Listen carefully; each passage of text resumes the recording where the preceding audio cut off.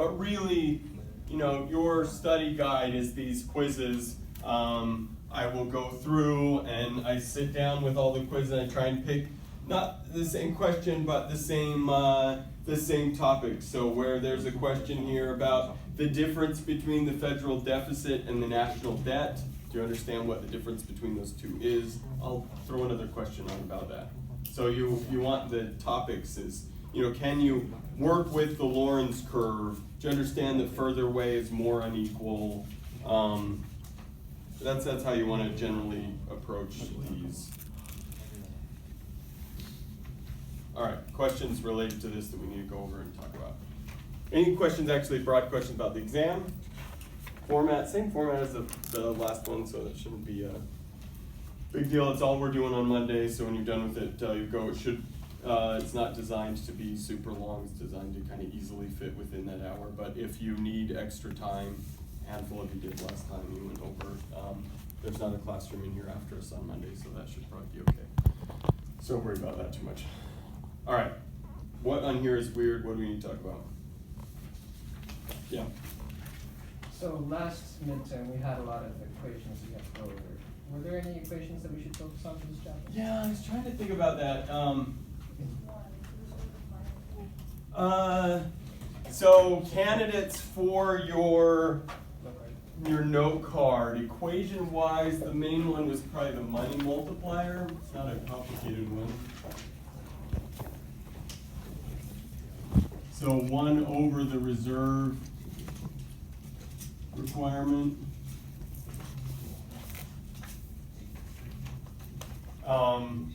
Meaning that you also might have to remember how to interpret that. So if the reserve requirement, for example, if the reserve requirement is 10%, then you would do 1 over 0.1, right? Not 1 over 10, because the money multiplier. You should know if you make that mistake actually, because it won't be a bigger number. The whole point is, this is about how much money banks can create based on deposits, because they keep part as deposits and they lend out the rest. So if they're required to keep more on hand and not able to lend out as much, they're not going to be able to create as much money.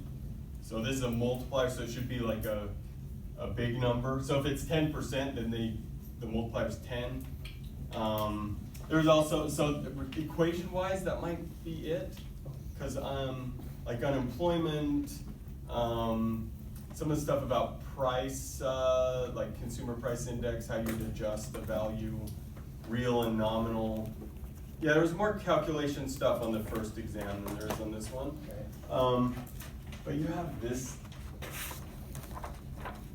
awful thing to deal with at times. Yeah. So it's a trade-off. There's less calculations, but then there's this model. Yeah, it's a little weird to work with. So, all right. Anything on here specifically we want to go over related to this quiz? Or otherwise, we'll do rapid fire, work our way through overview of this as related to as many things as I can stuff in. Do we have stuff on here that you are unsure about though?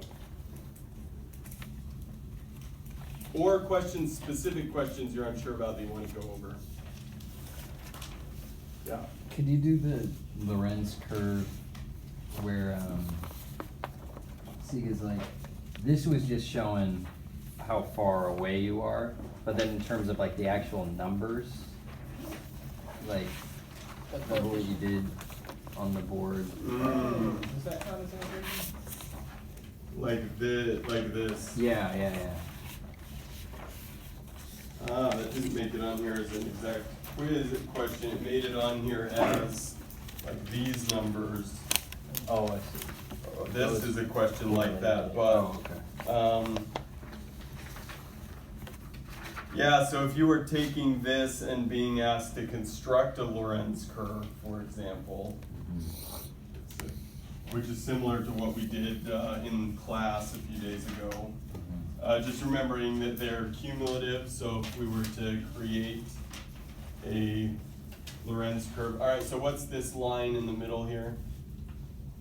Equal It's supposed to be distribution. straight, there's not supposed to be a wiggle to it. That's like perfect equality. Yeah, perfect equality. So we're further away we are, the more unequal a distribution is. So if we were to take question 8 and construct a Lorenz curve out of country 1 there, then we would have the bottom 20% in that case has 6% of total income. So there would be a point here at 6%. And the bottom 40% then, how do we deal with that? So the second quintile has 12% of total income. So we need to add those two together. So we would be at 6 plus 12, so we'd be at like 18% here. This is just question, this is using the information in that question. And then we would be at 33 here, something like that.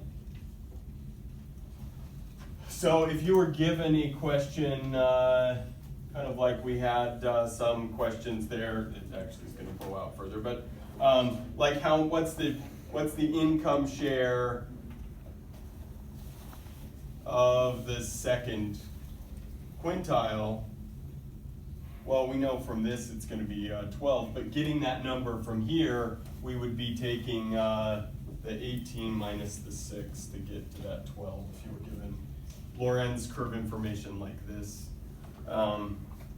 which you could be. Because you're subtracting out the first. Yeah, we're trying to get rid of, because this 18 is the first and the second together, right? So we're just trying to get that, that's all that was. We did one like that in class. But not a ton of, there's not a lot of, as many calculations on this section, yeah. I was gonna say, you're not gonna do something crazy like, oh, what did the third and fourth quintile both get? Like where, well, that wouldn't be super hard, but yeah, I would not purposefully pick a question like that. I've tried to be. So in general, this does not work out this way in practice all the time, but in general, the approach is, and you've seen this because the homework questions are harder than what you get here, right? So some of the homework questions are particularly difficult. The idea is you struggle with it there. You got no time constraints and it's open book and everything else. You get multiple do-overs. They give you kind of feedback if you can make a mistake and all of that. So I tend to ask harder questions sometimes on a quiz, at least in theory, when you're working together and stuff. I'd like to pick somewhat harder questions. This one doesn't have a lot of hard ones, but and I'll kind of on purpose stick a trickier question on a quiz than I would stick on an exam, at least in theory. In practice, a question that I think is, this last exam, a few questions I put on at the end is like, well, I'll round it out with a few like gimme kind of questions. It turned out to be like 2 of the 3 hardest questions on the exam were the ones I stuck on at the end thinking they would be the easiest ones. So in theory, the quizzes challenge you more because I want to get you talking and debating together and try and have to get help from other people in the room, where when you're, so that you're ready for the exam. That's the idea, but a question that is easy to me is not always the same. What I think is going to be very easy, sometimes it's not. So, but well, it's not designed to be easy, but it's designed to be straightforward. Do you understand the basic kind of things? I'm not trying to do like trick questions, but a trick question will make its way in without me meaning to. Something that's particularly tricky, where the question looks really straightforward first glance, but then B and C are really similar and there's just a nuanced difference between the two that makes it really hard. But I don't see that necessarily when I'm putting together an exam. Other questions, or should I just run through some stuff? Yeah.